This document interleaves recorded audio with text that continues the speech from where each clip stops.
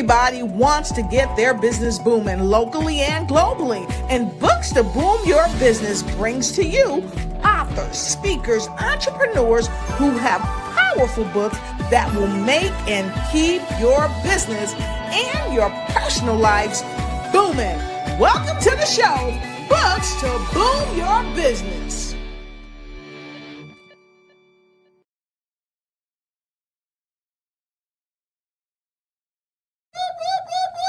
Yes! Welcome to the show. Welcome to the show, Books to Boom Your Business. And as promised, I told y'all last week I was bringing the incomparable, the wellness author himself, Kevin Thornton, to the show. And I keep my promises. And so tonight, he is in the house, and I told you we was going to do it. We're going to talk about the man you keep avoiding. Now, we're going to give you some time because I know you got a brother, you got a uncle, you got a best friend, you got a coworker, you got a grandpappy. Somebody say grandfather, somebody say granddaddy, but we know you got a grand, right? And so you want these men to be in the room. You want your sons to be in the room. And also, ladies, you want to be in the room because you know what? Sometimes the man, that your son, that your father, that your brother, your friend, your coworker at work is avoiding is the man that he needs to meet, greet, and treat to the best of himself. So go ahead, get your iPads, get your cell phones. Here, I got my cell phone. Make sure you share this out. And I'm gonna go right to my page because I want you to know that the show is on and popping. You see this? And I'm going to give it a like. So y'all go ahead and give it a like too. So let me tell you a bit about Kevin Thornton, the wellness architect. What? Oh, you want me to let Kevin tell him something about himself? Okay, check it out.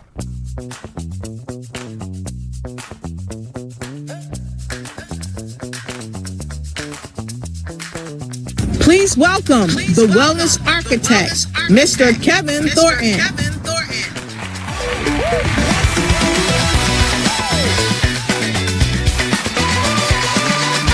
Hey, he is in the house. Kevin Thornton, come on, baby. Hey. Hello and welcome to the show, Kevin. It's always a pleasure to have you here. How are you doing? You're looking fabulous. Thank you so much. First, let me say thank you. You know, it's always a pleasure to work with you. And so I'm just doing great. Right? I'm grateful and happy favor. All right. Fantastic. And we got folks already starting to stream in, already in DMV streaming in. We got folks that hit the show last week all the way from California, Africa, all over the globe. Because I just came in and talked about your book. And today, as promised, you are here. So, Kevin, You've been on my show before. You've been on Lotus, Riche Night Show. You and I hosted the show because you gave me the honor to be your co-host on the Wellness Architect Show that had been running probably 5 years or more before I ever came on the show. And so, Kevin, I'm always humble, I'm always grateful, and I'm always thankful to you for that. So with that being said, I wanna get right into your book, The Man You Keep Avoiding. So Kevin, I'd like you to tell us a bit about yourself. We know that you coming out of Atlanta. Hey, Atlanta in the house. So tell us, for the audience members that are not aware who you are, tell us a bit more about yourself. Okay. I'm a life coach and also a certified holistic health coach. And I started the journey probably in 2011. And I first started with a free 9-week session with a young living exam. Yes. And in that 9-week session, I saw that the men had nothing for themselves to pour into themselves to be their true selves and not be concerned about being judged. Yes.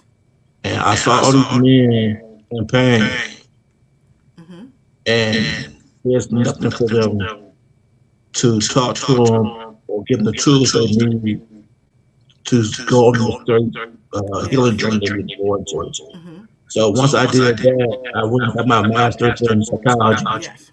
and then got certified. Mm-hmm. And Lotus, the hard part is you know when God tells you to do something, you're supposed to do it. Yep. But everybody doesn't understand the vision that you've been put on to do. And Yes. then naysayers will tell you don't do it. True. True. They will tell you you don't focus on the men, especially the black men, because we're not going to make no money. Right. And at the end of the day, Mm-hmm. God showed me ways to make money outside of that Mm-hmm. until it was time for the men to be ready To be for ready. their journey. That's right. That's right. And so I never questioned and I never wavered that I'm supposed to be the vessel to help our men Mm-hmm. be better and do better. Right. And what Yes. I Yes. want to tell our men is, people try to oppress the men's mindset, especially the Mm-hmm. black men's mindset, because Yes. they already know how great you are. Yes. They don't want you to understand how great you are. Mm-hmm. So my goal and my intention is to make you understand how great you are and stop asking for permission to be great and just be great.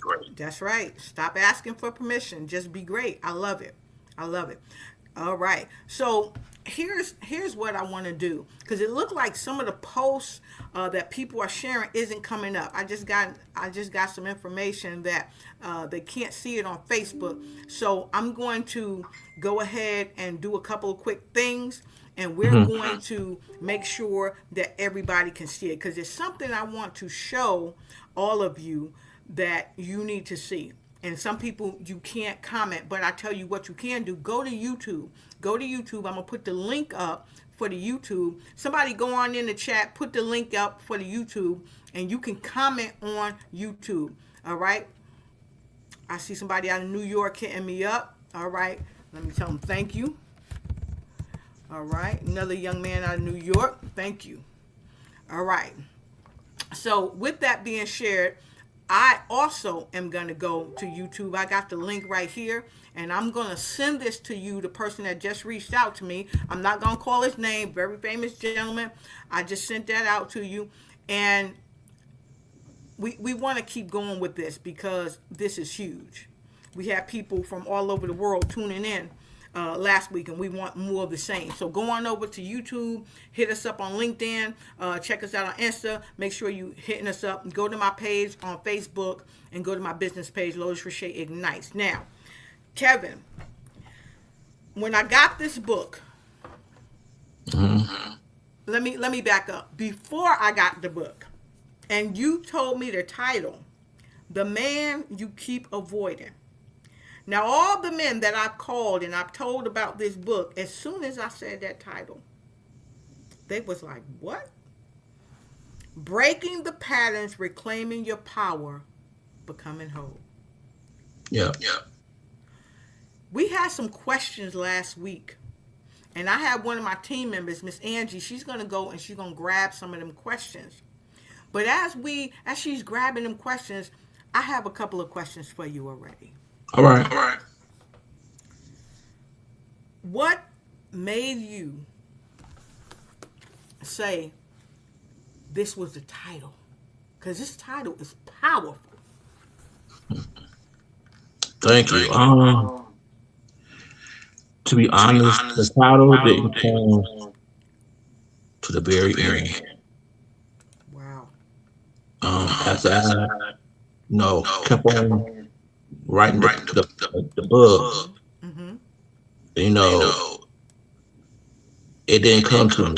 And then as I continued to write, Uh-huh. it was like, okay, this is where it needs to be.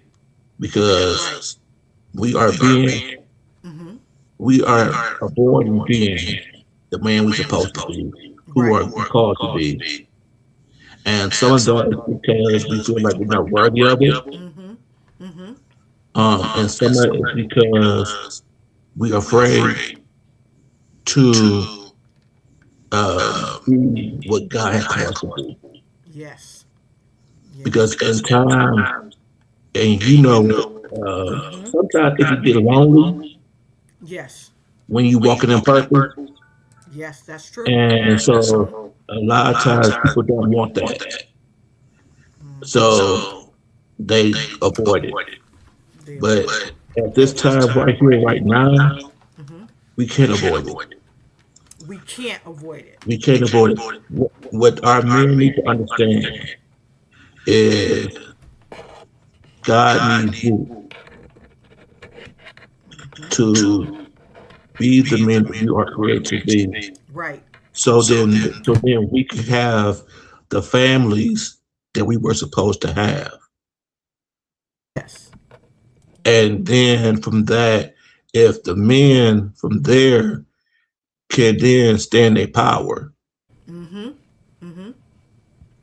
because what we have to understand is that they all fear us. Mm-hmm. They don't do anything that they're doing right here, right now to us is fear based. Right. We have to understand that. And the fact that they attack the black men so much is because they fear the black men. Mm-hmm. They know how intelligent we are.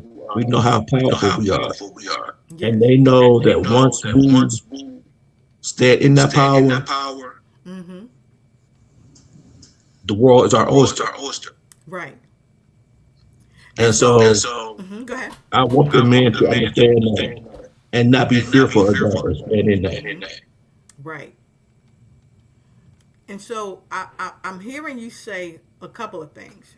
You're Mhm. speaking to men of color, and you're speaking to men of other colors as well. Because I heard Mhm. you say black men, but when Mhm. we also as men, not Mhm. just not just black men, when we stand in our power.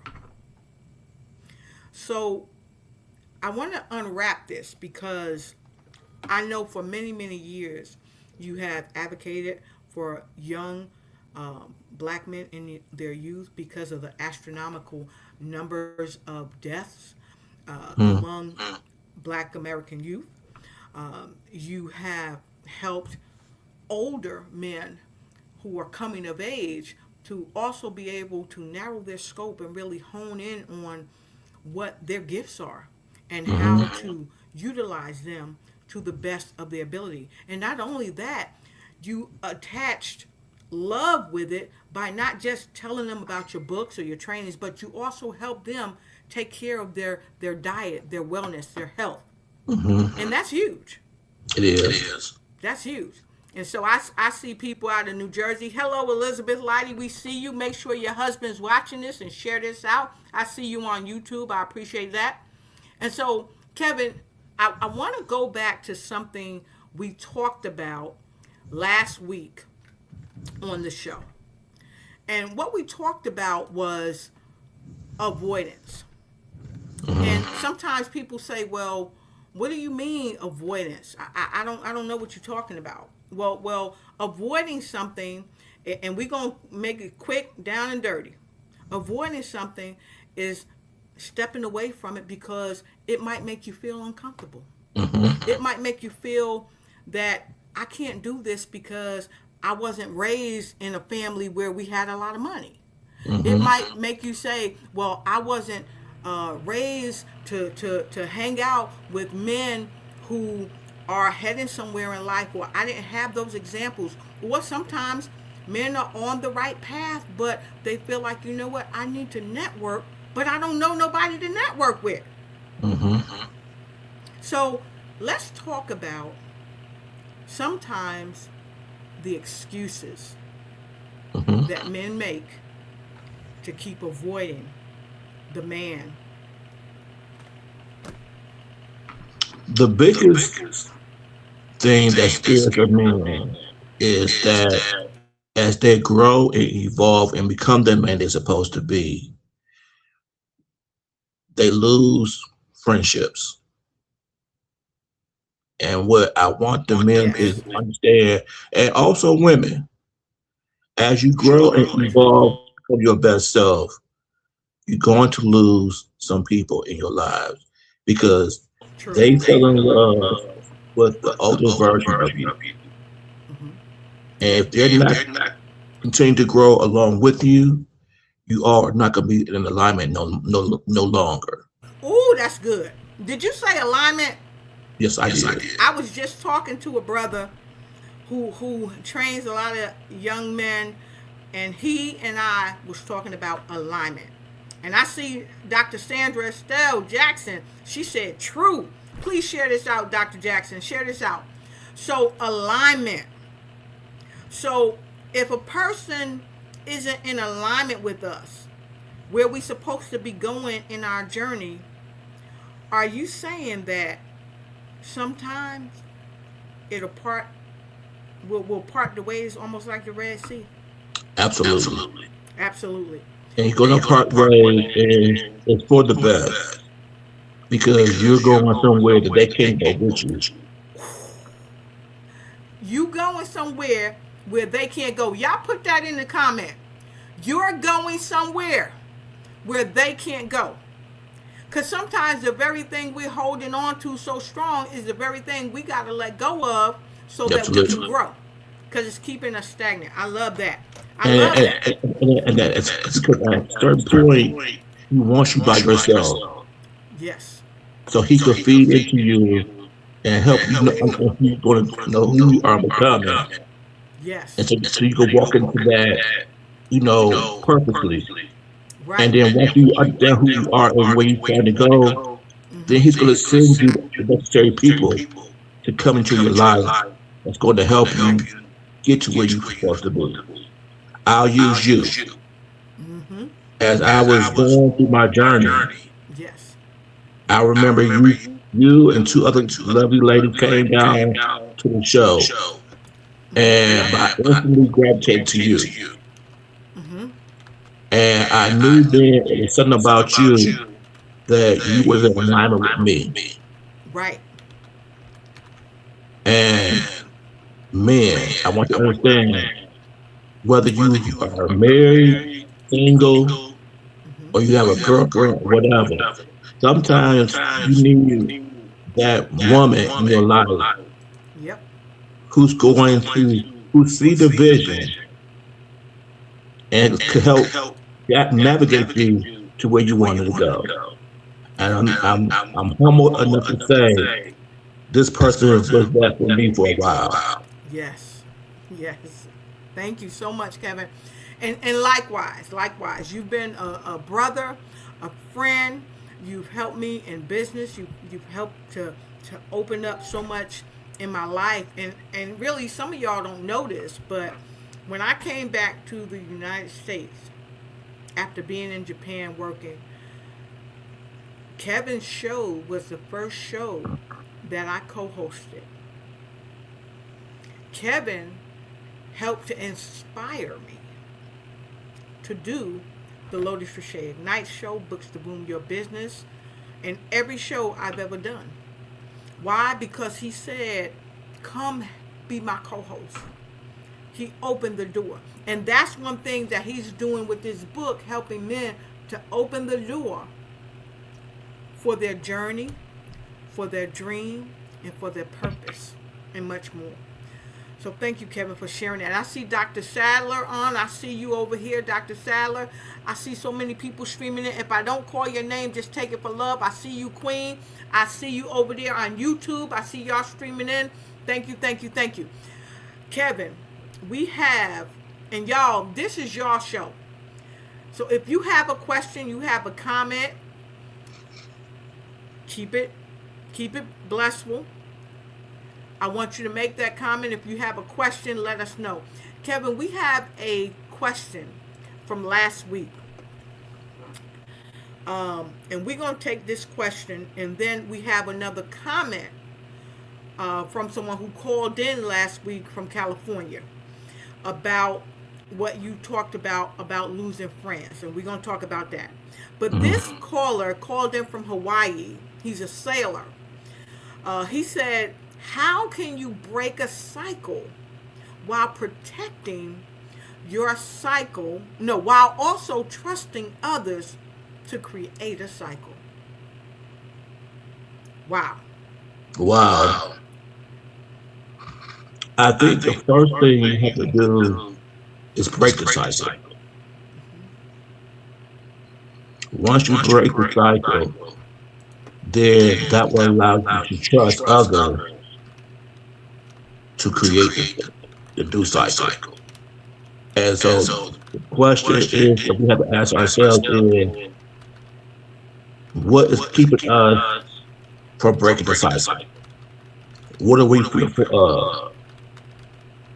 And if we know the cycle does not benefit us in a positive manner, why are we still doing it? Oh, that's good right there. That's good right there. So you gotta break the cycle yourself. You gotta be the first one. And then you can from there begin to trust others to create the cycle. But I love what you said. Why we keep going down the same road, baking that same cake, getting the same thing, when we know it's a cycle?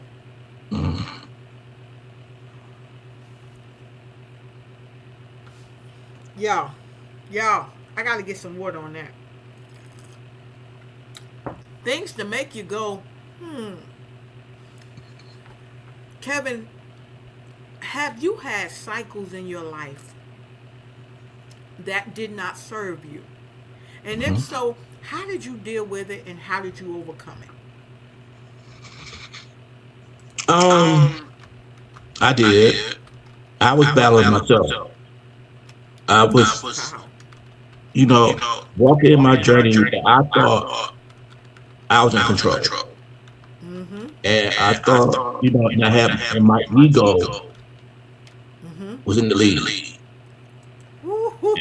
And you knew I taught fitness classes, and during that time, they treated me like a superstar.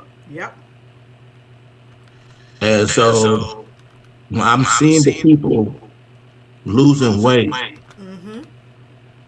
it about the instant validation I was getting, but God was telling me I had more, Yes. and which was more of the coaching part of the life. Right. And I battled that because I could see what I'm doing here, how I'm benefiting other people doing here. And he's telling me no. So what he ended up doing was I ended up getting bit Mm-hmm. by a poison spider, Mm-hmm. which kept me in the hospital for like uh 30 days. Yes. And the hospital that I was in took my phone and everything and put in security. So I had no phone. So I had no visitors, I had no phone calls for 30 days. It was just me and God. Wow. And in that time, I had to surrender to him and say, this is what we have to do. This is your why. I say, I need you to release the ego and just walk with intention and purpose. And I did. And Yes. everything else is gone from there. Wow. So here's a question for everybody. Are you in your way? If you are, I always say note takers are money makers and money makers are note takers, but you can't make no money if you can't take no notes, right? Write this down. Take notes. Are you in your way? This is a master class, y'all. Are you in your own way? If so, write it down. Tell the truth. They say and shame the devil, but tell the truth and free yourself. Are you in your own way? Write it down. How are you in your own way? Because you already know. And what are you willing to do to get out of your own way? Are you willing to take 30 days to invest in yourself? Because like Kevin said, the Most High had to put him in a place where he had to Because face the man that he was avoiding. No phone, no nothing. So let's talk about that. Kevin, someone said you have an echo. Do you have another device causing the echo? let me. How's that? Is that better? Audience, let us know if that's better. Let us know if that's better. Let us know if that's better. Yeah, because I can kind of hear it too. Okay, we got somebody saying they was looking forward for you to come on the show. We got people in Newark, New Jersey, Maryland, and around and around. So that's great. That's great. That's great. Happy to see you. Happy to see you here.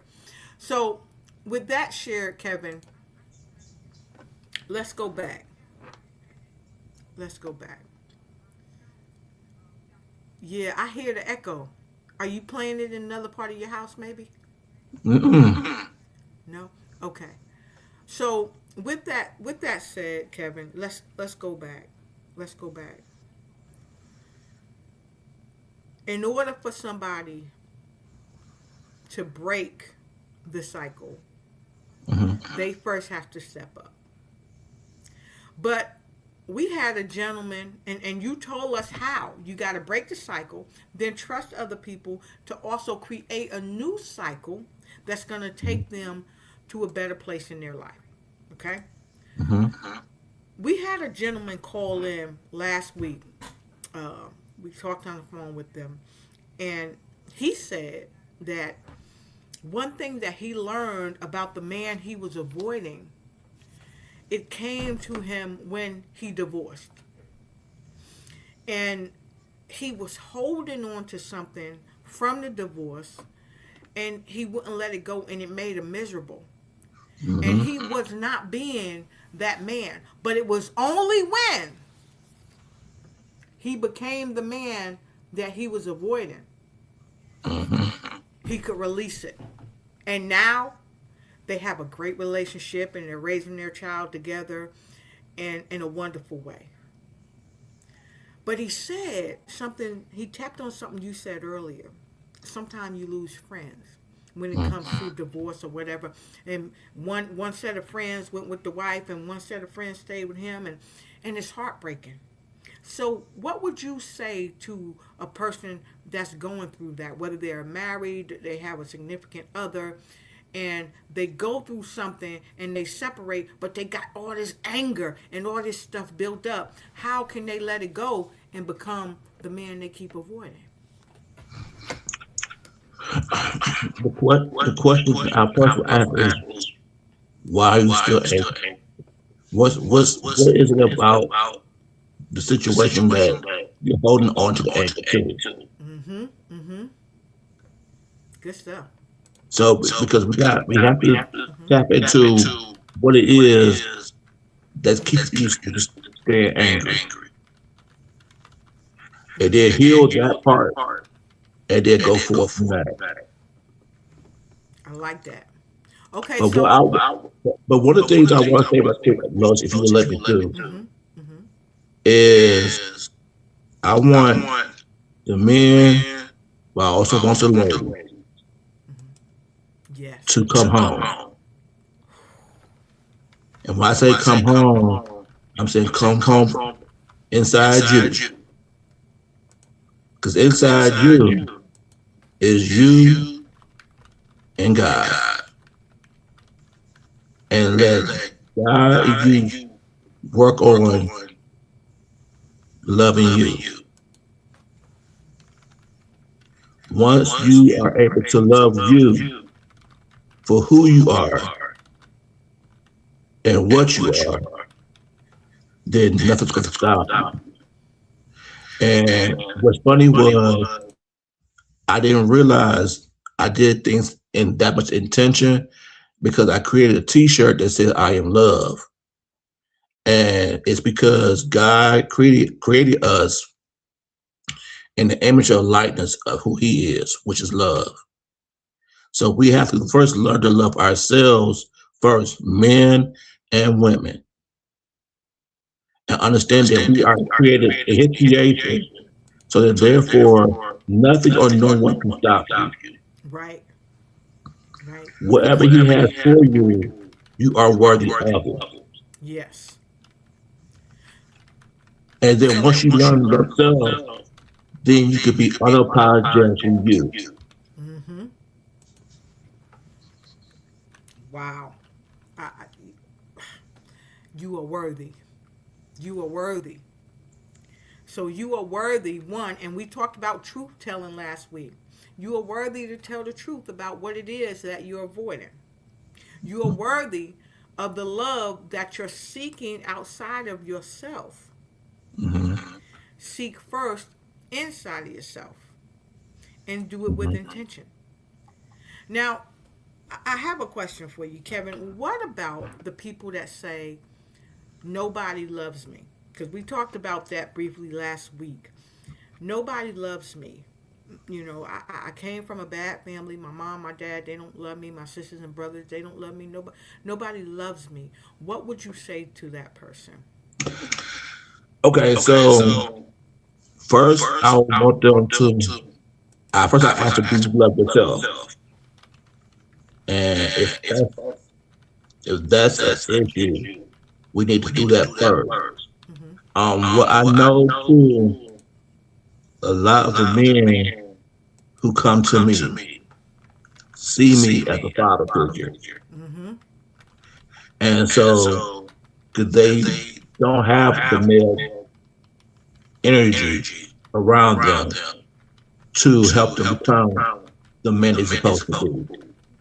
Mm-hmm. And so part of my journey was being able to be open and Mm-hmm. loving to these Mm-hmm. men, Mm-hmm. because the men not just asking for guidance from Yes. me, but they're looking for love. Yes. Not in kind of craziness, but the patriarchal love that they probably never received. Right. That brotherly and fatherly love that lets Yes, them know that they're not alone, that lets them know that just because they're going through something, they're not the first and they won't be the last, but in that journey they have someone who will stand by their side, who will cheer them on, who will help guide them and teach them. It's like, do you remember when we did that show and we had that panel and we had the different generations? Remember that? yes, Yeah. I was talking to somebody about that recently, and that's what they need. They need that generational love from different generations to say, hey, we got you. we got We you. got you. We got you. And when a lot of times men are never told that we are proud of them. Right. That what you're doing Mm-hmm. is good. Keep on doing it. Yes. You Yes. know, so you know, Mm-hmm. men need to understand they worth more Yes. than what they produce. Right. And it's my journey as a coach, a brother, Mm-hmm. a father figure, whatever that is, Yes. to let them understand that you are more than that. Mm-hmm. Amen. Amen. I like that. And I'm saying, shouting out to Poughkeepsie right now. I see Mike, you in the house. I see you on YouTube, Mike. Thank you for being here. Thank you, Mr. Barrington, Pastor Barrington. He just sent a photo. Thank you from the Washington D.C. area. Thank you for being here. I see Kim Jacobs from the Kim Jacobs Show in YouTube. In YouTube, I see you, Kim Jacobs Show in the house. Thank you so much. Share this out, y'all. Share this out. Because, y'all, we just getting started. We just getting started. We've been waiting on you guys and gals and ladies to come on in here. Come on in here. Because guess what? We know you have sons. We know you have daughters, fathers, uncles, friends you work with that, yeah, they keep avoiding that man. that they need to become. So Kevin, what would you say? Because I talked to Kim Jacobs about this about a week ago. We were just talking, and I told her that you was coming on the show. Kim Jacobs, that's right, Kim Jacobs of the Kim Jacobs Show. I know y'all like, oh, Kim Jacobs. I always say, it's the Kim Jacobs Show. Love that show. Go ahead, give her a hand clap. Yeah, that's right. Kim Jacobs Show. And we were talking because she has grown children now. And sometimes it's hard to tell your children some of the things that you see in them when they are avoiding. Not to say that her children are avoiding anything, but the dynamic is so different when they're in the home and then they move out of the home, becoming their own person. So what would you say to a parent who has a young man who is stepping into his greatness, yet there's some things about himself? Maybe he wants to be on time all the time, but he always late. Maybe he gets a great job, but he finds a way to lose that job because he's avoiding that man that he should become. What would you say to that parent of how they can help this young person? Find them a mentor. Find them a mentor, or invest into a life coach that is a male figure. Someone who's going to be unbiased. And it's going to be able to tell that young man what he needs to know in order to go to the next step as a man. Because a lot of times they get tone deaf when it comes from their mother. You know, they just, wait.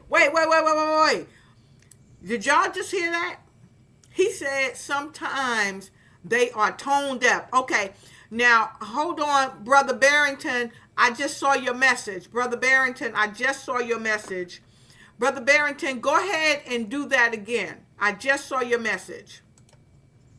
And let me send out a message to Brother Barrington. Brother Barrington, go ahead and do that. I see you watching. Brother Barrington watching from Washington, D.C. He's a gospel singer. He's an author as well. And he does a lot of work with an extraordinary group of men.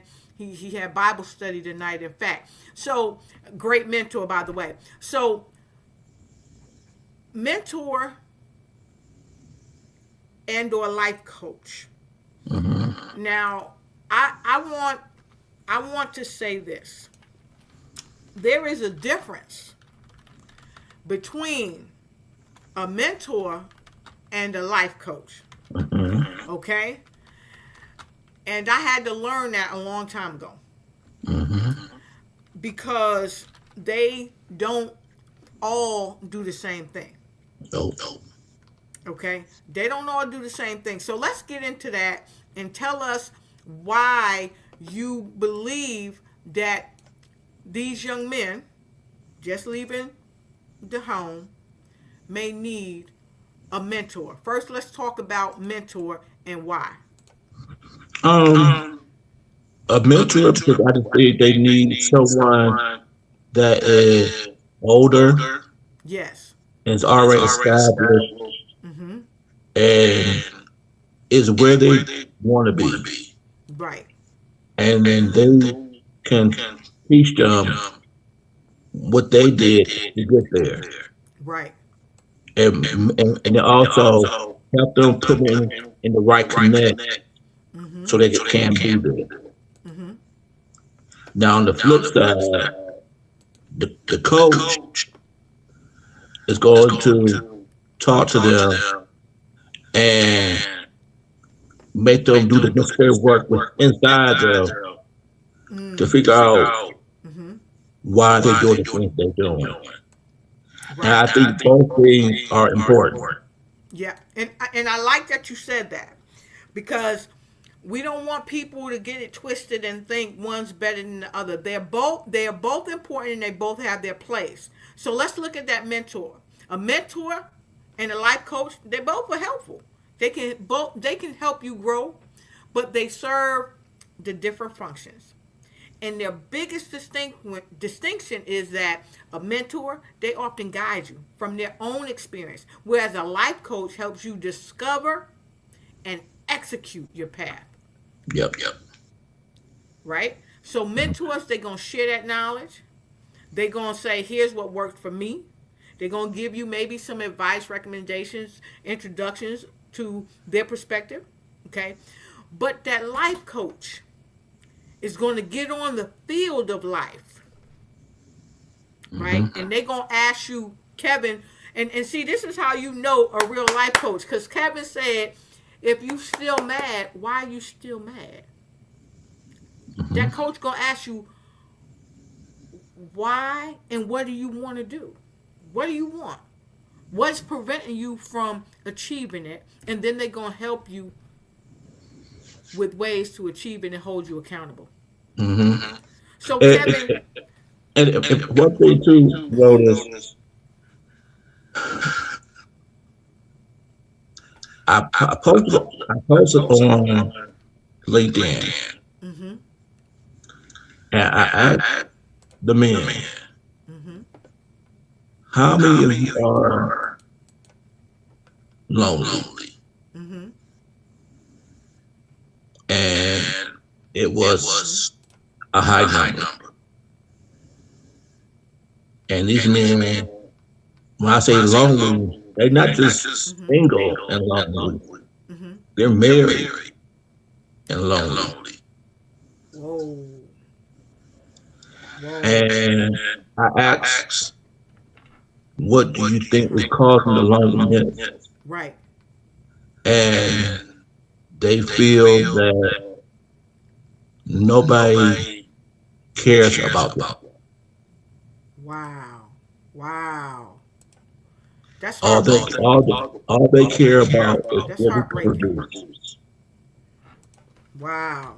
And the reason why I asked that question is that I firmly believe we are in a state of emergency. Black men, younger black men, and young boys have the highest number of suicides at this moment. Mm-hmm. Mm-hmm. And it's because they're lonely, and it's because they feel like they have no one to talk to. And so, and we've all grown up saying we can't express our emotions. So who do they go to talk about how they feel and not be judged? Mm-hmm. Mm-hmm. Wow. And statistically, these are and Kevin, we're gonna have to have you back because I want to talk about some statistics too, because the statistics, the numbers of black men unaliving themselves are staggering. And I believe before when we talked about it a few years back, we talked about it, and according to some of the areas that we've looked at online, we've seen that black men face a significant mental health disparities with high rates of stress, depression, anxiety, PTSD, and suicide risk, and it's compounded with systematic racism, stigma, and barriers to care. And so, approximately 18.6% of black adults experience mental illness. And they talk about microaggressions and racial discrimination, which is only a part. Okay, so we're not even going down the racism road right now, but we're talking about life overall. When it comes to your job, when it comes to parenting, when it comes to lifing. 41% of black male suicide attempts are associated with racial discrimination here in the United States. The American Foundation for Suicide Prevention shared that a few years ago in 2023. So it was at 41% then. We can only imagine what it is now.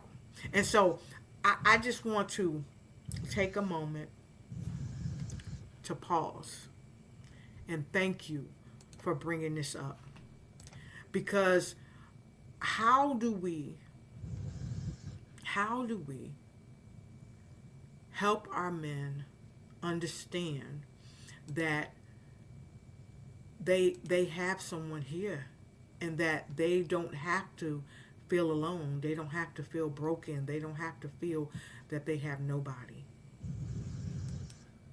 We have to create spaces for them to be able to feel safe and know that whatever you say is no judgment.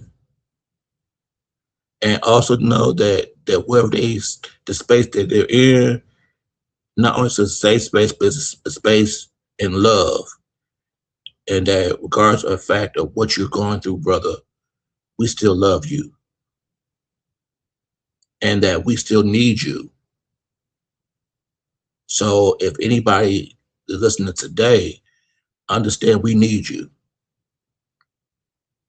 We love you. And we need you to love yourself more than anybody else could ever love you. And then with that, we just need you to understand that he created you in love. And he created you to be so powerful that nobody can stop you. But only people stopping you right now is you. And how can we help you? How can we help you? Yes, I love that. And so you said that you are created, and they are loved. And in the words of the incomparable poet, Dr. Yemija Jubilee, she said that we are created from love, Mm-hmm. in love, and for Mm-hmm. love. Yep. And that's what we must do. We must love each other. And Mm-hmm. it has to start when we're children.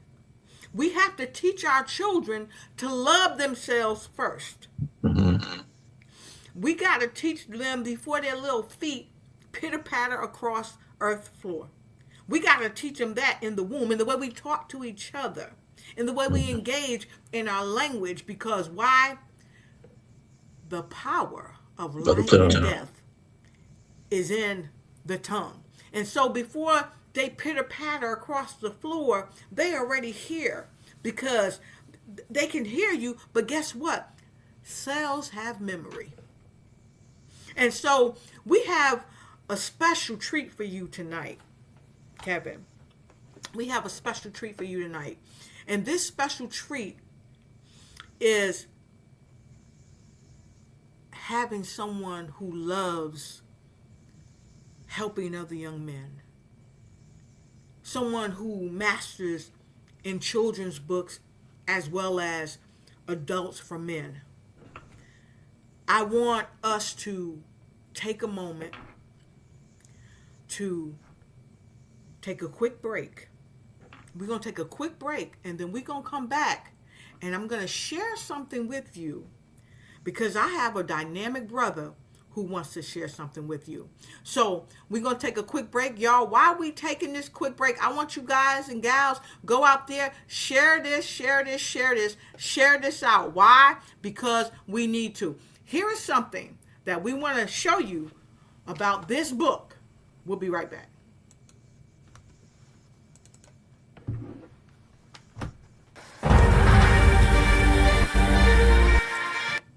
There we go.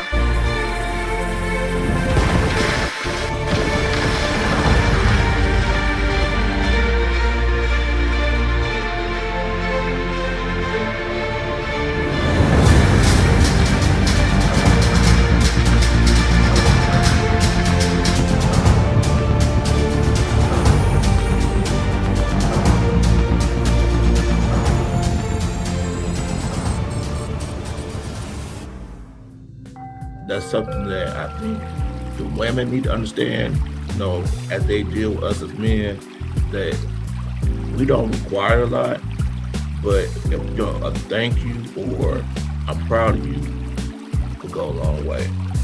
The fact of the matter that people are coming about saying good things and nice things about me, it tore me up inside, because you're right. We don't know how to handle hearing good things about ourselves, because we didn't grow up to hear nice things about us. African American men are in a state of emergency. Exactly. We have to understand that, and we have to be able to embrace that. And we can't try to dismiss it.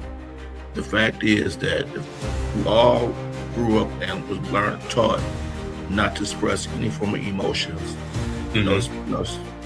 Show crying, expressing any type of emotions was a form of weakness. So that in turn has taught us not to, internalize everything that we're going through, because we can't talk about it, because then we showing that we're weak. And with that being said, and you don't have no one to talk to, when it gets too much, then it becomes, the men do one of two things. Either they become homicidal or they become suicidal.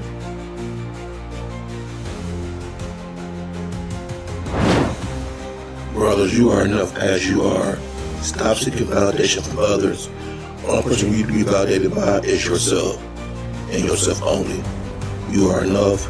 Walk in your greatness and be unapologetic in doing so. Peace.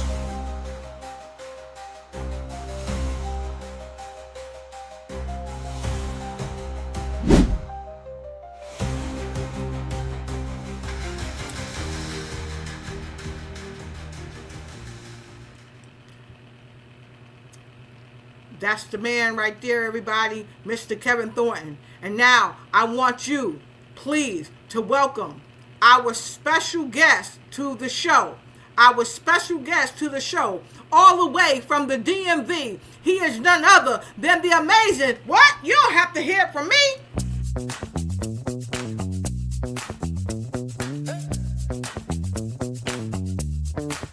Please welcome our special guest panelist and author, Minister Barrington Smallwood.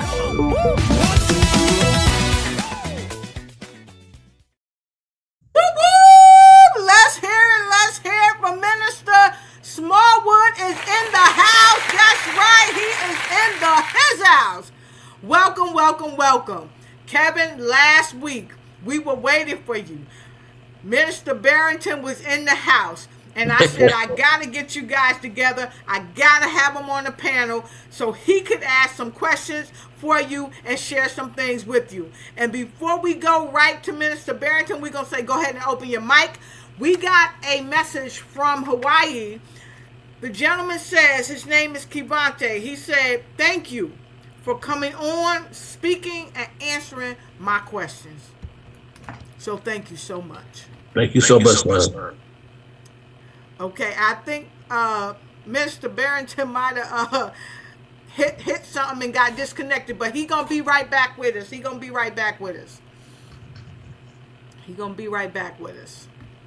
So with that, Kevin, all the way around the world, you helping somebody. You helping young soldiers. You helping more seasoned men. And this is the book that men need to have in their library. They need to have it on their living room coffee tables. They need to have it in their gym bags. They need to have it in their cars. They need to have it wherever a man is. This book should be. Absolutely. Yeah, book should be. And so I see, hey there, Kim Jacobs from, and it's Dr. Kim Jacobs from the Kim Jacobs Show. She said, we are in a state of emergency. We are in a state of emergency. Thank you. Go ahead. I appreciate that. We have to take ourselves seriously. Yes. And I don't think we understand that all the other cultures, yes, they know how powerful we are. Mm-hmm. and they are fearful of the way that we understand who we are. And I just need our men to be able to step in their power so we can stand alongside our beautiful women, Yes. and together we create greatness. Yes. I agree. I agree with that. You know, Kevin, a lot of times we hear men say what women aren't. Hmm. They talk about, oh, she's a this, and this is why I do that, and this because women aren't this, women aren't that. I encourage men and women, stop talking about what we aren't, Right. and let's talk about the great things that we are. Absolutely. And also, when you speak on the women that you're attracting and what they are, not focus on them and what they are. Focus on you, because everything is something within you that's attracting them to you. I told y'all he was coming with the real, So real. you can't control them, but you can control you. And if you're attracting those type of women to you, don't put them down. Ask yourself, ask God, what is it within me that's attracting those type of people to me? So that I can fix that is whatever that is in myself, so I can attract what I really want.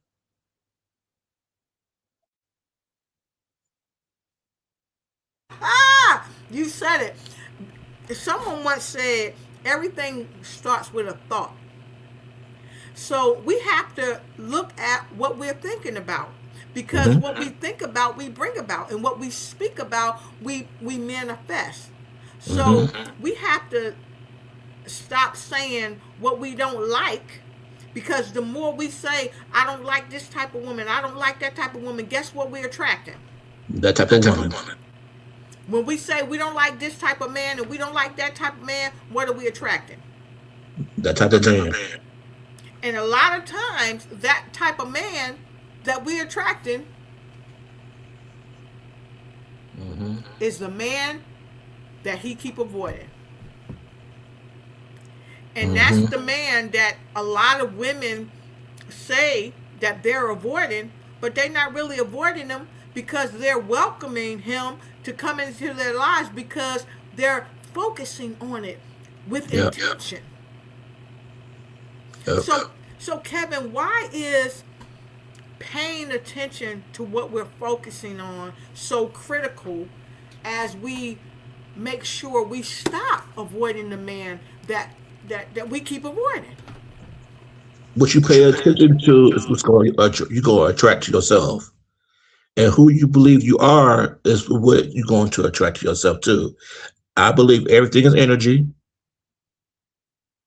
So what you put your mind to and what you speak is going to come back to you.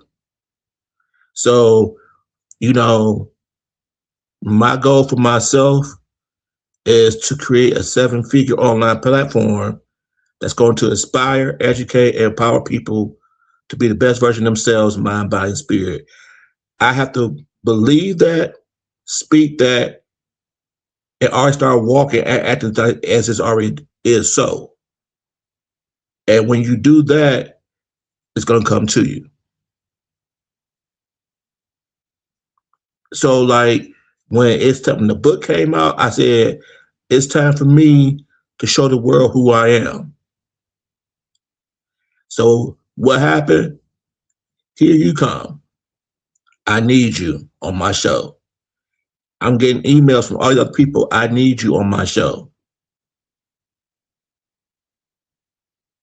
And so it's time for you to show the world who you are and help these people become what your assignment told you to do. So I thank you. It's my pleasure. It's my pleasure. And y'all definitely bring them on your show. Y'all continue to share this out. And those of you that might just be joining us, that might just be tuning in. I promised you all last week that I would have the incomparable Kevin Thornton, the wellness architect himself, the author of this grand book, The Men or the Man You Keep Avoiding. And this is for men and women. Women, get this for somebody that's special in your life, somebody that you care about, somebody that you love. That's really, really important, because a lot of the things that you're dealing with is because that man in your life is avoiding the man that he's supposed to be. He's avoiding it. So, Kevin, I want to ask, where can people get this book? And I see it says Brother Barrington is waiting backstage. Hold on one second, because I don't see him backstage. Let me change something here, because we got to get Brother Barrington back in the house. We got to get him back in the house. There he is. I think I heard him pop in. I think I heard him pop in. I think I heard him pop in, y'all. Let me see. Now, some of y'all might have just been tuning in. I'm not sure, but listen.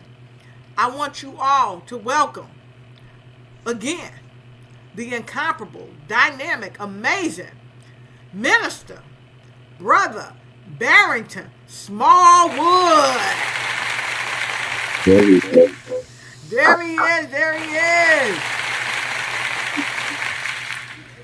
Thank you so much for such an amazing introduction. This is the real hero right here of one of my sons, because I'm not familiar with what's that Stream, this new platform here. Yes.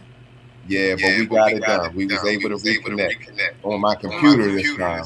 So fantastic, fantastic. So when I talked to Brother Barrington Smallwood, and you know, brother, it's so funny because the gentleman, it's a barber that I met, and he told me about Mr. Barrington. He said, it's this guy, you got to meet him. I used to sing with him, so we might get him to sing on another show. He said, you got to meet him. He writes books, and he does so much for men in the community. And I said, well, I'd love to meet him. And we got connected. We started talking. And I said, I talked to him about you and about this amazing book, The Man You Keep Avoiding. And what I love Brother Barrington just did, he brought his son in the house. And this is what we're encouraging all you. Bring your sons, bring your brothers, bring your friends, bring your uncles. So welcome to both of the Smallwood men as you are here with, look, you are in a blessed space to be here with our guests. So thank you all for being here. So Kev, we wanted to give Minister Barrington the opportunity to come and ask you a couple questions as our panelists for the night. Surprise. So, Brother Barrington, first I'd like you to tell people a bit more about you, and y'all will see some stuff about him later on the show. And then get right into why the title of this book really struck you and why you feel it's so imperative. And talk to Kevin about some of the things that rung in your heart last week about his book. Well, first of all, I want to say thank you for having me on your show. And just a joy to be able to meet Kevin and see him on the screen. But so my name is Barrington Smallwood. I serve as the founder of the VIP Club, VIP Roundtable Outreach Ministries in Southeast DC. Can you hear me? Yes, sir. Yes. Okay, good. So, yep, we're located in Southeast DC, Ward 8. We're located on a public housing property where my outreach center is. We've been serving there I've been there for about 13 years. God sent me there with a simple assignment to pray for young men, first introduce myself and ask them, can I pray for them? And surprisingly, all of the young men in different sections and different courts that were doing various things, when I asked them, can I pray for them? They stopped what they were doing and they said, yes, pray for us. Someone was shooting craps, rolling up blunts, playing with guns in the hallway. They were doing various things. And I was like blown away by their response, because it was almost like they were saying, we've been waiting for you. Where have you been? Yeah. And from that day forward, my life was forever changed. I'm still there 13 years later, serving youth and families. We're a nonprofit organization now where we provide various services. We have a men's roundtable where men from all walks of life, we come together. We've been doing this for like 3 years now. We get into the word, we pray together. We have meals together. And then we also provide, we do food distributions to families that's dealing with food insecurities in Ward 8 DC. And we also have a space where kids can come and learn and grow and have fun. We have like a game room. We have a movie theater that we're building right on a public housing, right in a public housing unit. So God is just doing an amazing thing there, and it's steady growing. We have volunteers that's coming along that support our ministry. So yeah, that's one of the things that we're doing. And I've just recently became a new author. I have 2 children's books. They were just published in February. And my first book was published last year. It was called The Day Our Eyes Were Open. And it talks about my journey in doing outreach ministry in Southeast. It talks a lot about, what I just shared earlier about when I came into the community over 13 years ago, some of the things I've experienced, and so on and so forth. So yeah, man, I'm just so happy. Let me know when it's time for me to ask some questions. I do have some questions. All right, so good. So I wanted to give you that opportunity to tell people about you. So you did a great job, of course. So I say, Minister Smallwood, let's go. Okay, Kevin. So first of all, I want to commend you, man, for getting it done. I mean, I know a lot of people that have ideas about writing books, and they talk about writing books, but they never was able to accomplish it. They never finished it. So just want to say hats off to you. And then the title, man, alone was just, I was just drawn to it. So I just want to ask you, like, where did the idea come from to even title it the man, what is it? The Man You Keep Avoiding? Yep. Man, I mean, that title alone makes me want to buy your book. And I am going to buy your book, and I'm going to have some other brothers to buy it. Of course, I want to kind of read through it and journey through it, and be blessed by it, so I can know what the brothers will expect. Okay. So yeah. Tell me, man, like, where did the title come from? Like I was telling Lotus earlier, it came at the very end of me finishing the book, and I realized that in my journey, I was avoiding being the person that I was called to be. And so therefore, if I was avoiding being that person that I was called to be, there's a lot of men who are doing the same thing. For whatever reason. You a minister, you have a calling, I'm a coach. This is my ministry as well.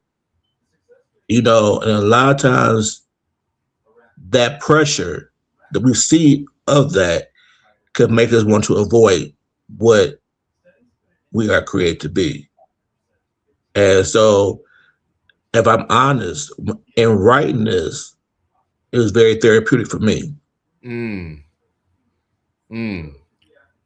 Very therapeutic, because I revealed some things that I haven't talked about in a while that made me become who I am. and things that I had to learn about myself as he prepared me to do the certain things that he prepared me to do. Because you know, you know, like you said, those guys, as you ask them to pray for you, they just want to be seen and they just want to be heard and they just want to be loved, Yes. right? Yes. And they want, and they see somebody like you, they see somebody like me, and a lot of those guys don't have that. So So true. then they come and they see this great man like you come and offer that in love. They're gonna take it. That's right. They're gonna take it but I had to understand that. And one of the things that I had to work on was my love languages because I'm not that dude that is like I love you, all type of stuff like that. But this new generation of men are. Mm-hmm. So they are. So I had to learn how to be able to say I love you and mean it, but not feel uncomfortable saying it because my parents are the older generation. So that was not something that was said in our household. Mm. And so now in this journey of being obedient to God, he said, this is what I need you to do. Because if you're going to help these men, especially the ones that's younger than you gotta be able to say convincingly that you love them That's right. because they are seeking that. That's right. I just want to say this. I heard you say, I love you and mean it. Yep. Minister Barrington, That's right. lean into that.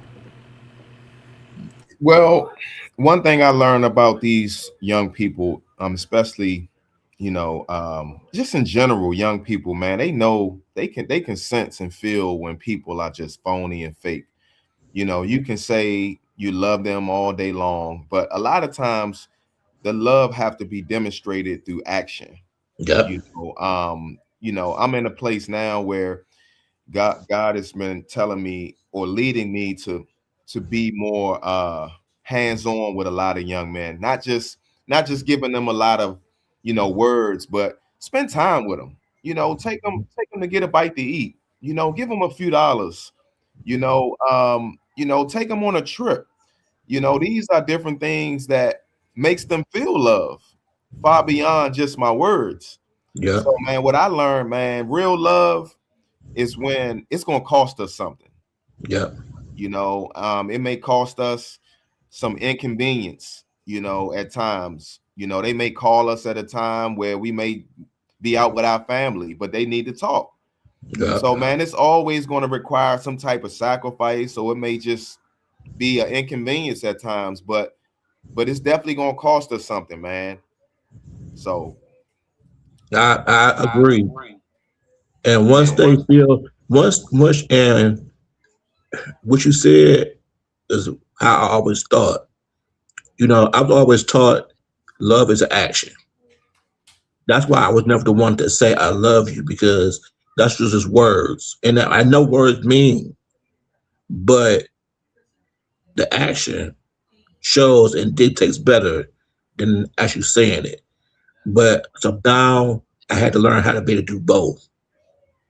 Say it, but they also show it with the action. Because once they see that they could trust you, whether you, Mr. Barrington, or is it me, like you said, it's gonna be so inconvenience where they're calling you at 1 o'clock in the morning and they like, can I talk to you? And I'm like, yeah, what's up? And you talk to them that because I always want them to think and understand that they're not a burden to me because they already feel like they have no one as it is. And so, I want them to understand that they're not a burden. And if I can't talk to them at that moment, I let them know I will call you back. And I honor that. that's right. And so, because once they are able to trust you, they're going to give you all of them. That's right. That's right. So true. I like that. I wanna do one thing. I just want to switch gears. I want to go to the man sitting next to you, Minister, Mm-hmm. to your son. Come on ahead. Come on over, because I saw the expression on his face when you reached over and you hugged him. I saw your other son kind of peep in. So what's your name, sir? My name is Javon. Javon. Okay, welcome to the show, Javon. We are super happy to have you here, sitting beside your dad. I bet you didn't know you was gonna be a part of what? Yeah. Let's give it up for Mr. Javon in the house. Yeah. Let's give it up for him. My question to you is, when you see your father doing all these great things, helping people in the community, helping the young men, coming on this show to be a panelist for this amazing book, how does that inspire you to look in the mirror of the man that you are designed to be and not avoid him? Well, I'm honest. I would say like it inspires me to reach out and continue to reach for my goals. Because even though some people may say certain things or do certain things that push you away from it, you Yes. gotta have that mindset to keep it going so you can succeed. You know? Yeah, that's how I feel. All right. All right. I like that. I like that. So, Kevin, what would you say to that, hearing that from a young man? And let's see, you're what age group are you in?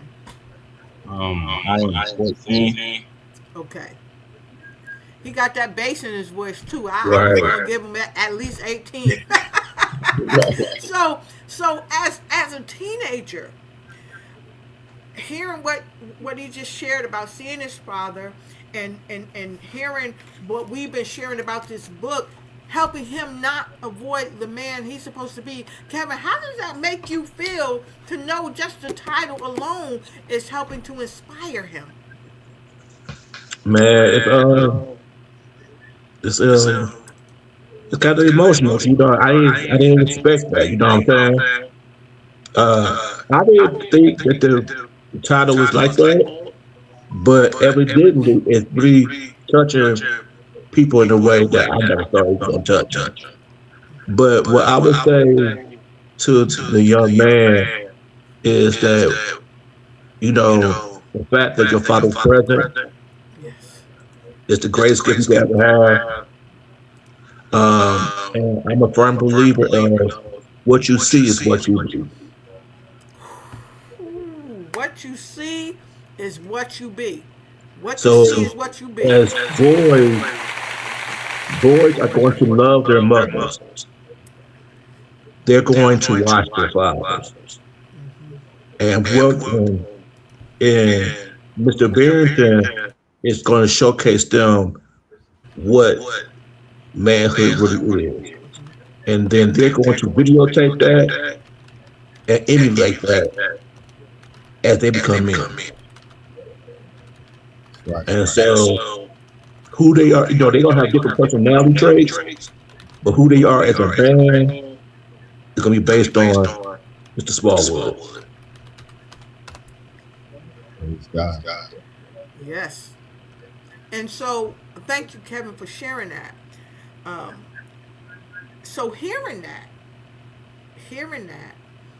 what is your question as a father to Kevin based on what he just said? Is that for? It's for both of you.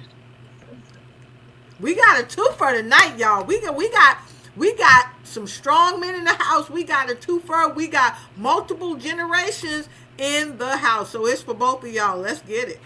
Yeah. So give me the question again. I'm sorry. Give me the question again. So Kevin, you just shared with Minister Smallwood something. I'd like you to share it again And then we're going to have the small woods chop it up. Mhm. Yep. Yeah, so what I pretty much said was the boys are what you see is what you're gonna be. So you are the true imagery of what a man's supposed to be in their eyes. So how you handle things is how they're going to end up handling too, because they're going to imitate and emulate you. What is the greatest form of love and respect? Because they see you in the highest honor. Um, so I guess for her, knowing that, how does that make you feel? And how, for either one of you guys. Well, I completely agree that the fathers is definitely going to set the example, in the household, and the young men are definitely going to look up to the fathers in the family. Um, I think that role is extremely important, especially for young men, because especially in today's time, a lot of young men uh, have not been blessed and fortunate enough to have a man in the house. Right. And then some of the men that's in the homes are not good examples, so a lot of our young men are growing up with these distorted, twisted, ideas of what manhood's supposed to be like. So yeah, I'm just grateful, man, that the Lord, saved me young, and and I became born again, and I've had mentors to help develop me, to help me to get to a place where I am today now, where I can, you know, give back and mentor other young boys, and even be a father to my children. So I'm just in agreement that this role that I play it's vital. It's very important. That's good stuff. That's good stuff. So I have a question for the younger Mr. Smallwood. The younger Mr. Smallwood.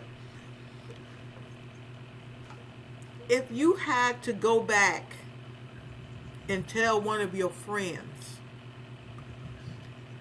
who believes that they don't have to be a great man and they're dodging and they keep avoiding the man that keeps avoiding, what would you say after today's show about the importance of not avoiding the man they should be becoming? Because it don't start when you're 40 and 50. No. Oh, I know what you said. When you say the man they that they're going to become, what you mean like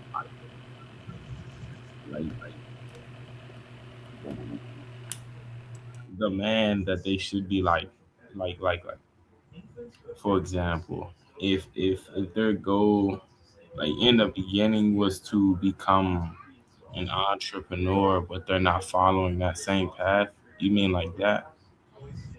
Okay, so then I would tell them, should I have somebody in mind, I would tell them to just to focus more, you know, Hmm.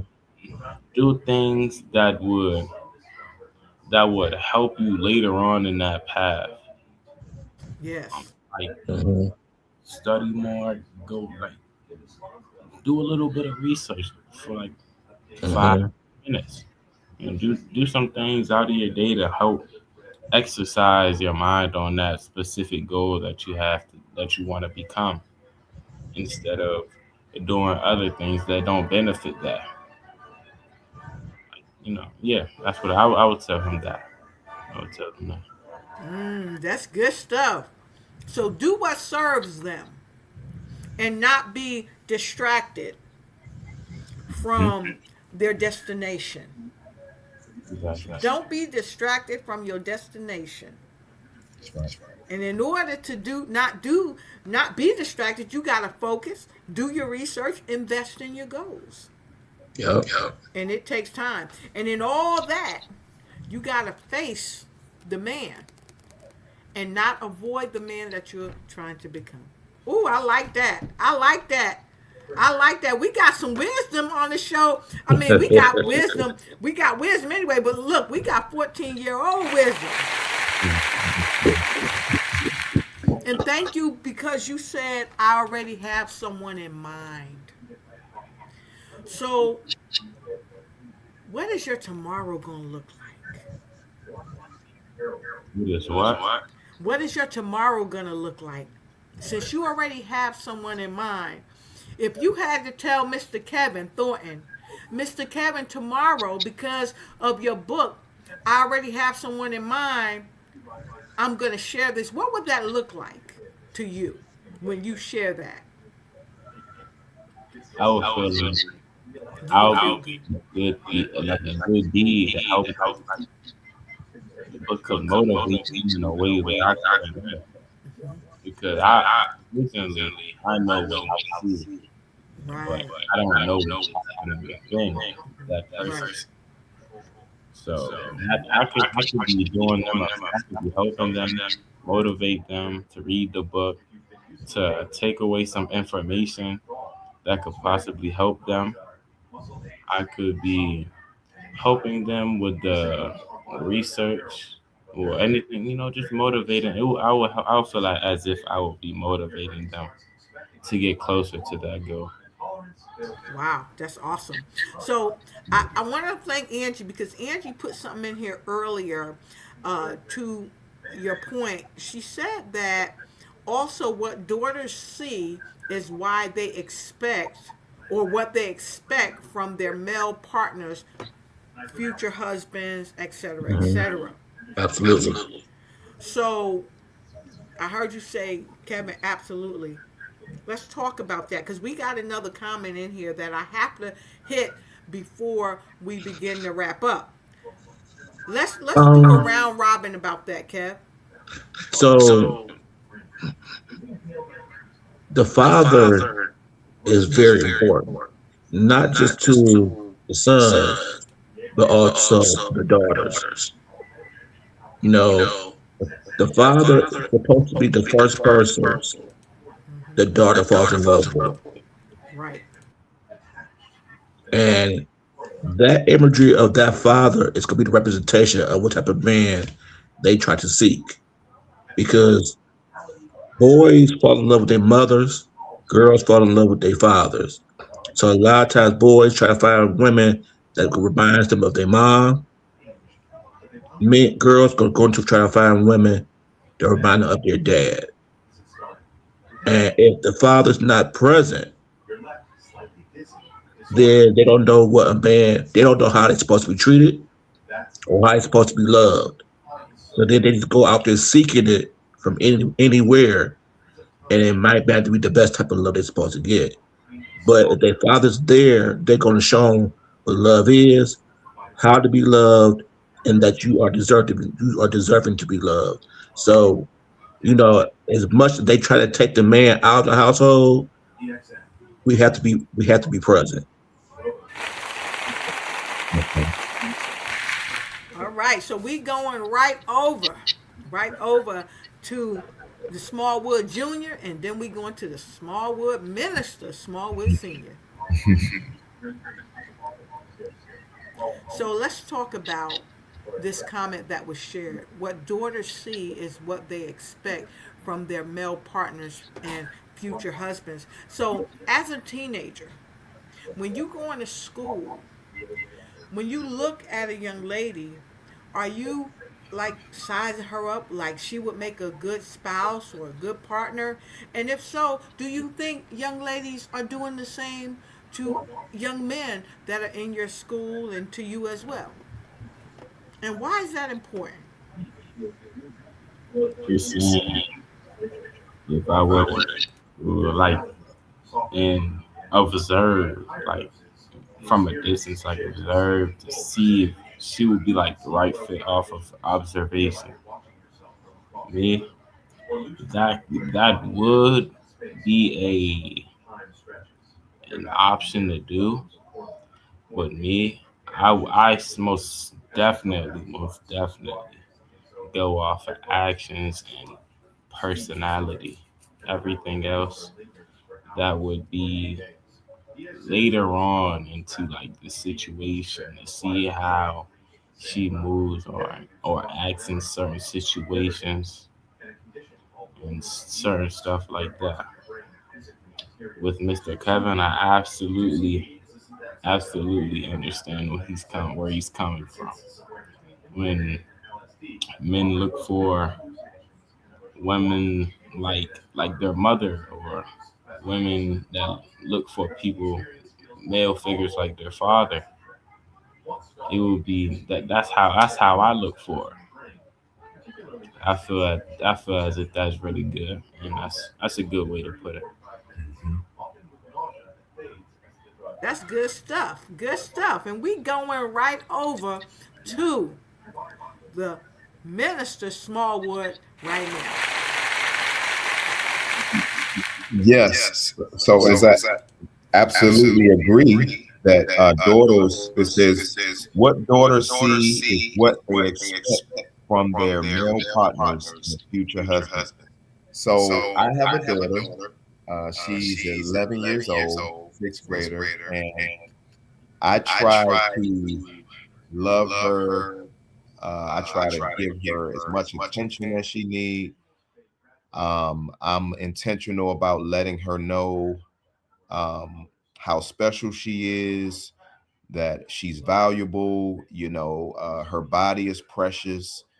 I try to show her as much affection as I can, because she's going to expect that in a relationship and when she gets older. And if she's not receiving those things that her dad is giving her, then she's going to be like, this can't be the one, because I let her know that I accept you just the way you are. You don't get everything right, you don't do everything right, but I accept you, I approve of you because you're my child. And like I said, I think it's like the 5 A's: affection, approval, acceptance. um I think I'm missing the other two, but yeah, I just try to just give her, just try to let her know that this is how she should be loved, because I know eventually she's gonna get older and she's gonna start looking, um as she get older, girls start dating, they're gonna start looking for a boyfriend. In college, they're gonna start wanting, look, he's shaking his head because he might already be looking for a girlfriend right now, but it's just the reality. But I'm just trying to be more intentional about my relationship with my daughter, because she needs to know what real love is, because it's going to be a lot of counterfeits. It's going to be a lot of young boys that have ulterior motives, that's just out to do what they do, to do what boys do, that didn't have fathers. They abuse women, they lie, they manipulate, they cheat. That's what they do. So yeah, I'm just trying to prepare her for the future, just based on what we do every day, just asking her how she's doing, how you feeling, and really allowing her to just really listening and being attentive. So yeah, it's just different things that I try to focus in on as a father, to kind of shape and prepare her for the future in terms of what she should be looking for.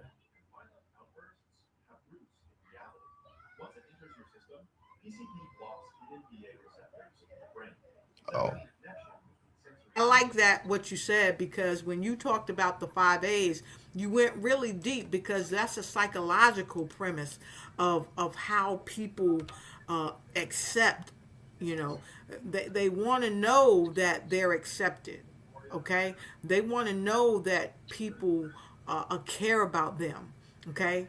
They want to know that they're being received respectfully, with their feelings and who they are and their personal traits, et cetera, et cetera.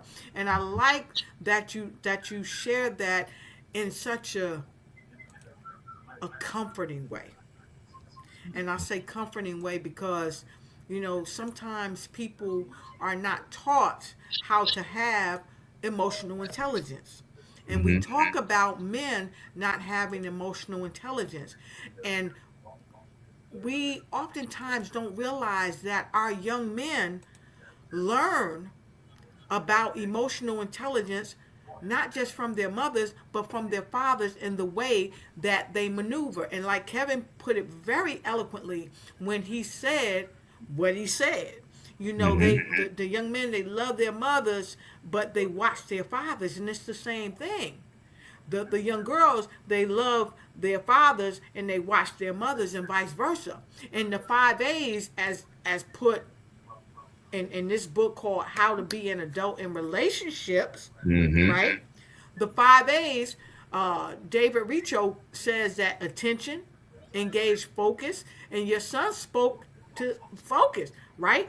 Yep. Acceptance, being received respectfully, okay? Affection, closeness, both on the emotional and physical level. And that's what you talked about, how you help to love your daughter, both on an emotional and physical level, okay? And you show her that kindness, and then allowing the full range of emotions are accepted. Oh, boys don't cry. Well, guess what? If God didn't want you to cry, God would not have given you tear ducts. That's right. And I think that's very, very important that young people grow up knowing that they are well to be who they are. And so, Kevin, your book for us has opened so many doors to help people stop avoiding the man that they need to become. Because, again, you said breaking the patterns, reclaiming your power, becoming whole. So now, as we begin to wrap up, we're going to talk about wholeness. And yet, before we get to the wholeness, I want to know, who is that mentor that helps you feel whole? I want that to marinate for 1 minute. Who is that mentor that helps you feel whole? Now, before each of you answer that, I'd like to take a moment for you to think about this. What is wholeness to me? We're going to take a quick break. We'll be right back, and we're going to answer what is wholeness to each of our guests, and who is the mentor that helps them feel whole. We'll be right back.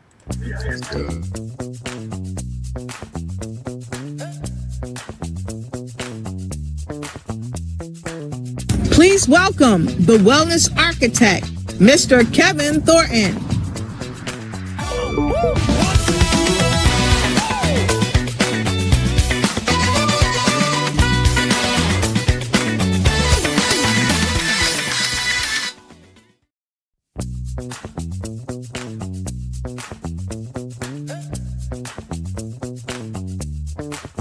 Please welcome our special guest panelist and author, Minister Barrington Smallwood.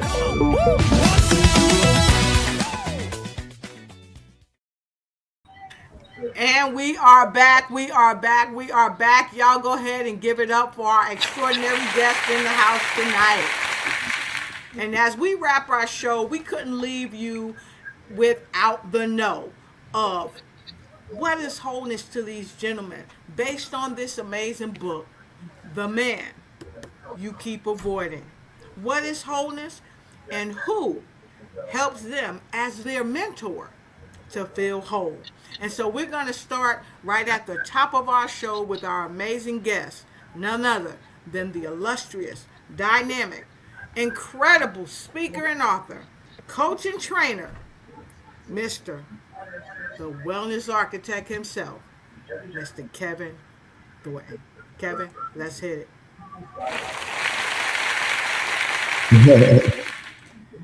All right. I was sharing on mute. Go ahead. You got it, Kev.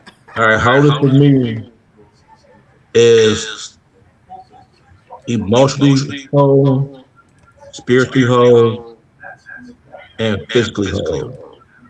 So That's good. making sure I eat right, so I could be the healthiest I could be, but also doing the spiritual work I need to do to make sure spiritually I'm whole and I'm in alignment to what God has me to do.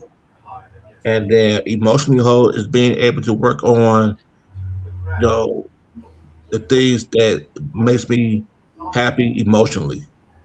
And so for me, uh, it's two people: my father and also a guy by the name of Coach Robert Pruitt.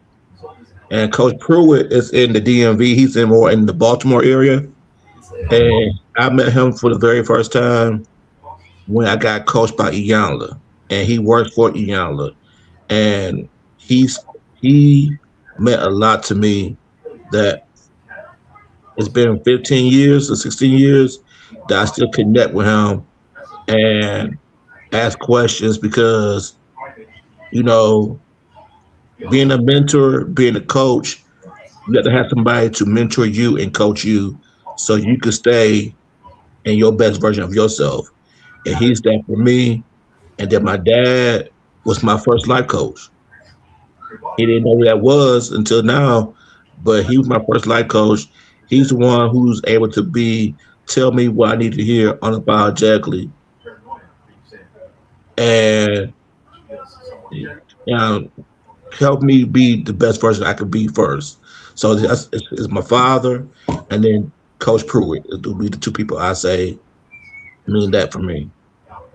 All right. I like that. I like that. And so, Kev, you know I'm always doing something different. I got one more for you. I got one more for you. Who Okay. is it? And thank you to Coach Pruitt and to your dad. Now, who do you want to say, Kevin? I love you and I mean it too.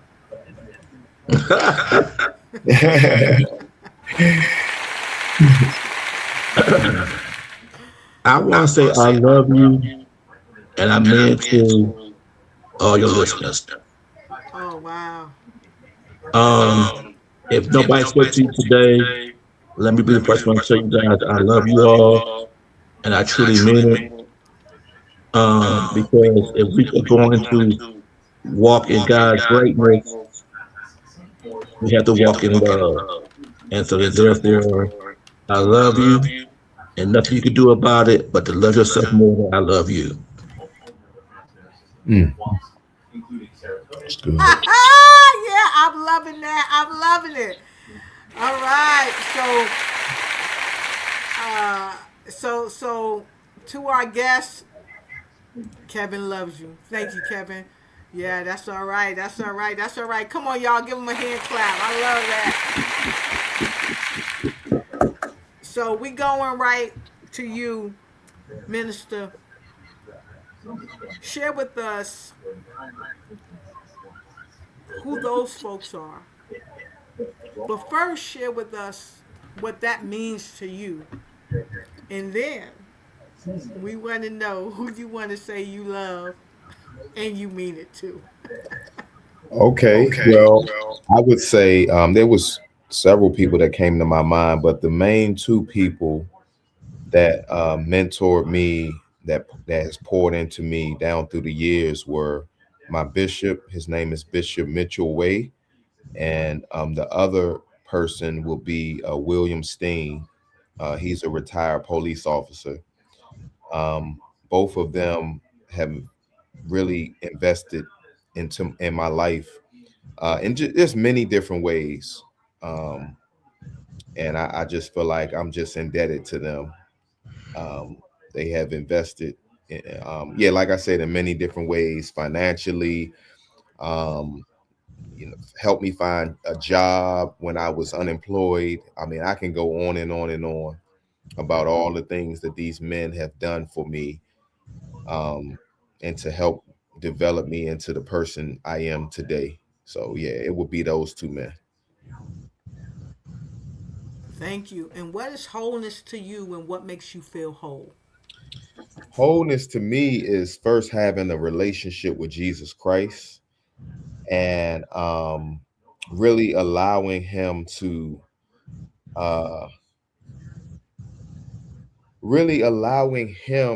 take you on a journey of transformation, meaning allowing him to take you back to those childhood years when, a lot of trauma, we've experienced a lot of trauma and pain and disappointment, and really like allowing him to heal those areas in our lives that oftentimes people can't see. Even as adults, we've suffered through a lot of trauma as children.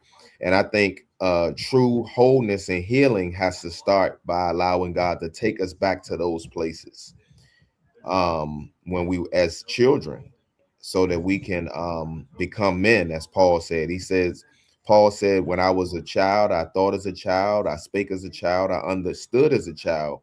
But when I became a man, I put away childish things. So I just believe that wholeness starts by allowing God to start a work in your life and also finish it by healing you from a lot of childhood traumas and pains. And also wholeness is about like really um it's really about growing up and maturing and learning how to enjoy life, learning how to love yourself, learning how to um take better care of yourself. So I mean, it's so many different things that come to my mind when I think about wholeness. um yeah, doing things that brings you pleasure and joy, go fishing, enjoying your life, do the things that make you happy, not looking for other people to bring you happiness, and it's also about bringing happiness to other people, bringing joy to other people. People that have not been made whole, they don't bring joy to other people, they don't lift other people up, they don't encourage other people. They often people that are jealous and envious, and they just don't have any peace. So yeah, that's I mean, I can go on and on about this wholeness thing. But yeah, those are just a few things that came to my mind. Just simply Yeah, that's enjoying good life stuff. and loving yourself. Yeah, that's good stuff. That's good stuff. And we see the young mind is at work. We see the gears are turning. I always believe that when we say that we are doing something for the youth are important. The youth have to be in the room to have a voice.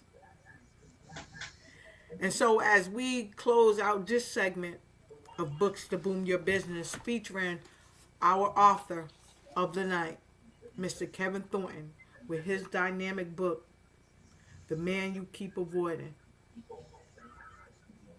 We are going to our youngster for the final comment for this segment, and then we're going to Words of Wisdom with Kevin Thornton to close out the show. So, young man, what is wholeness to you? And who is your mentor that helps bring that wholeness to you? You don't have to say anything. I don't want to put no pressure on you. Go ahead. Mm. What brings this to me? Well, what brings it to me? I would say waking up in the morning and giving what I need to get done, like taking a shower. One, my favorite thing. cleanliness, hygienic would make me whole. I want getting out, playing on the court. I would say that there's another thing that makes me whole. Spending some, making people happy, spending some time with people that I care for. That would make me whole. Um, what's All right. my mentor. Mm-hmm. I would say, I wouldn't say he was here, but I would look up to. I would say Allen Iverson. I say that because he's where I want to envision myself, like for to elaborate. I would say as I'm getting older, I would like to practice on my skills, like my basketball skills, to get better, stay in the gym, just work on my career goals. And then for my other mentor, I, I would say I would say it's legend right here. I say it's legend right here. I say that because he helped me get out, go to Bible study to learn some things about Christ, to find holiness, and to learn more about what's right and what's wrong through scriptures and just Bible readings. Those who what I would say. And then for the person, what was it? For the person, I would say that I love for. I think that's what it was. Yes. So and minister, we gonna go back to you too because we want to know who you want to say I love you to and mean it. Okay. But we gonna let uh, uh, Junior, Mr. Smallwood, say it because you went right into it. So go ahead. Who would you love to say I love you and mean it to? I would say I love you too and mean it. I would say to my fellow brother, fellow friend, and sure he's been with me since the beginning, elementary, and he can stand with him, ride with, got through some things with him, had a deep conversation. I would say that. I would say. Fantastic. Thank you. And a lot of times people can't say it because they're not shown it or they don't feel free enough to say it. But the host of the Kim Jacobs show, Dr. Kim Jacobs, said earlier, men have to feel safe. Yep. And I pray that all of you have felt safe enough to share. And so thank you for sharing. So, Minister Barrington. So for me, the person that I would say I love you and mean it to would be just that person that feel alone and feel rejected, that feel looked over, left behind. Uh,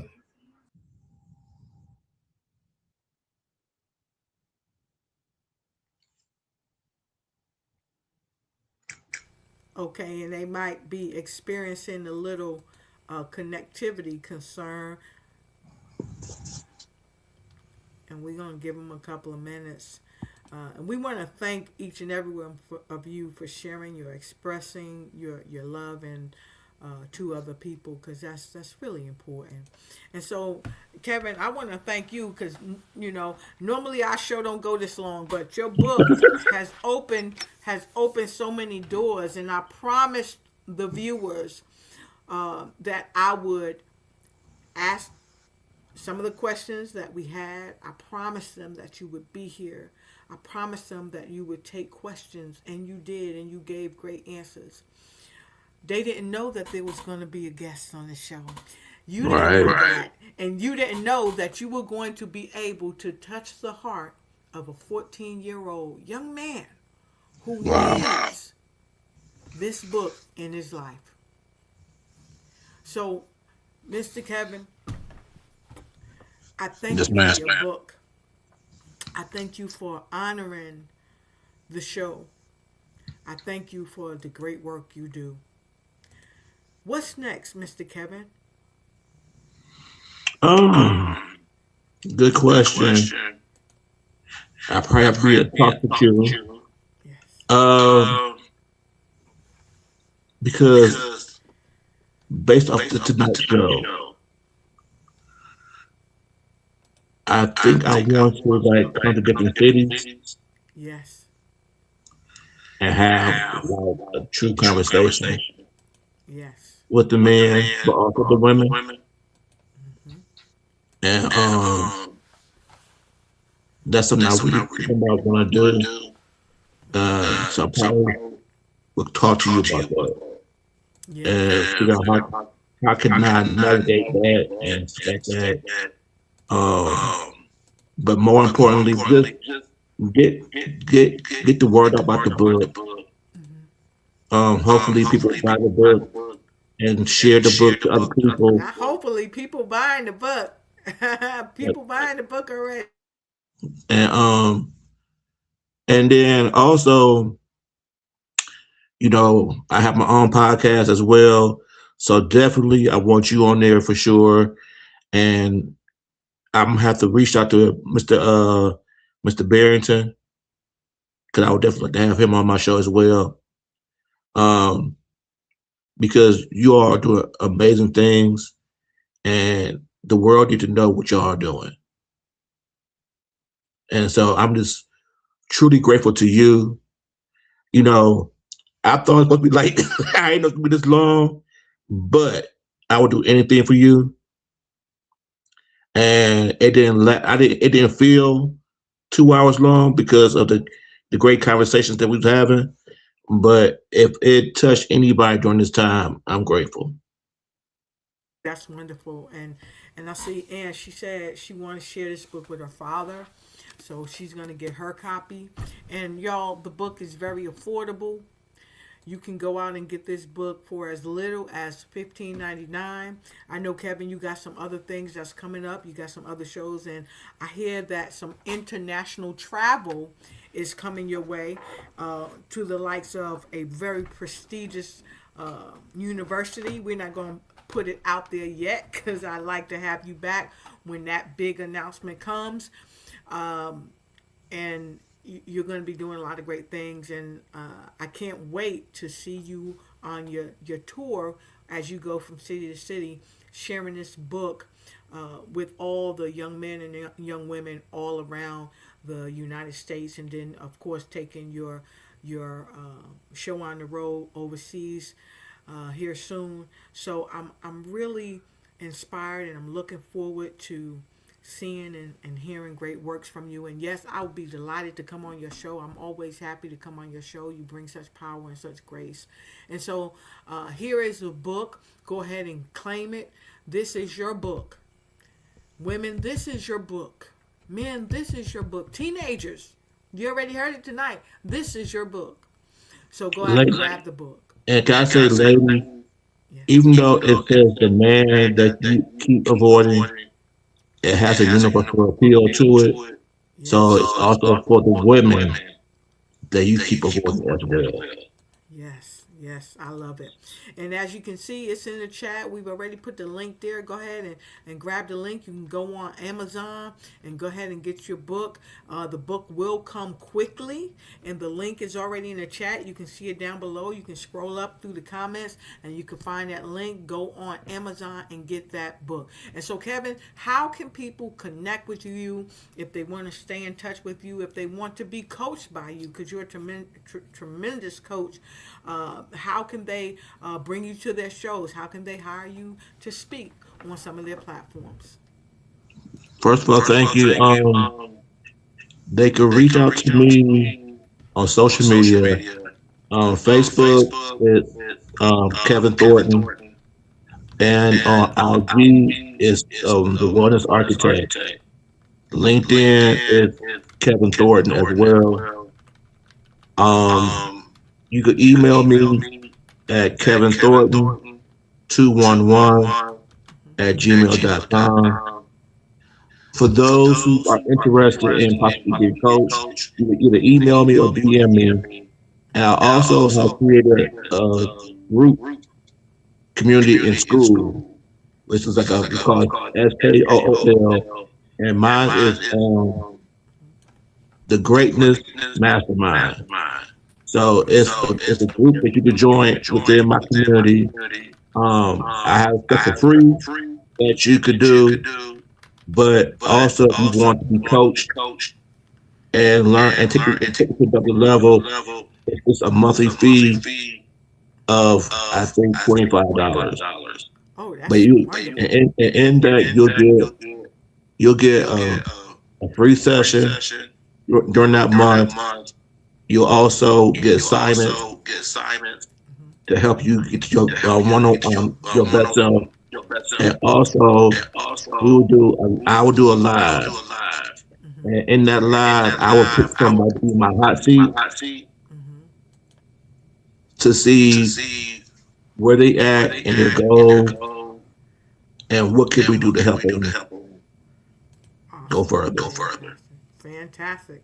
So definitely reach out. Definitely reach out to Kevin on all social media platforms. You can look him up as Kevin Thornton, the Wellness Architect. You can join any of his groups, any of his paid coaching groups and training groups. This is an opportunity that you don't want to miss. So until we see you again, always remember to be blessed, don't stress, always do your best, and don't take no mess as you ignite and take flight in the books to boom of your life. We absolutely love you, and we will see you on the other side. Ciao for now. Thank you all. Thank you for watching the show. Subscribe to our YouTube channel. Ring that bell so you won't miss a thing. And we'll see you on the next episode of Books to Boom Your Business. If you want to be a guest on the show, please connect with us at Lotus at LotusRicheIgnitesYou.com.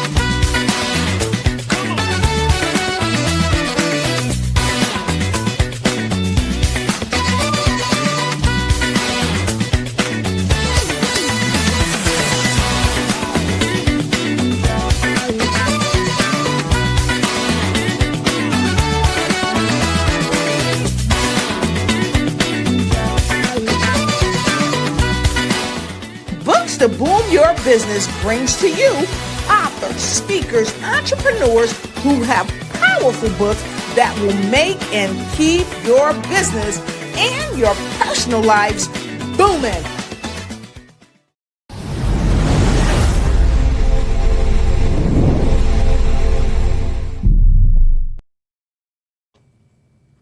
Have a good night, and thank you.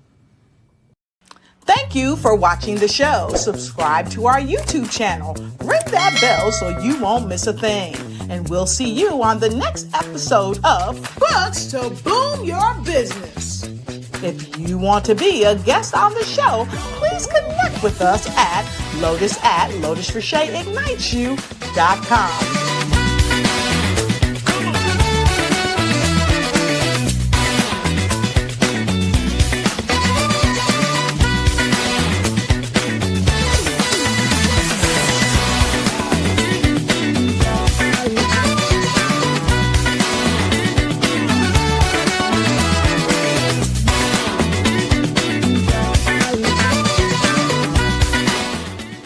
To Boom Your Business brings to you authors, speakers, entrepreneurs who have powerful books that will make and keep your business and your personal lives booming.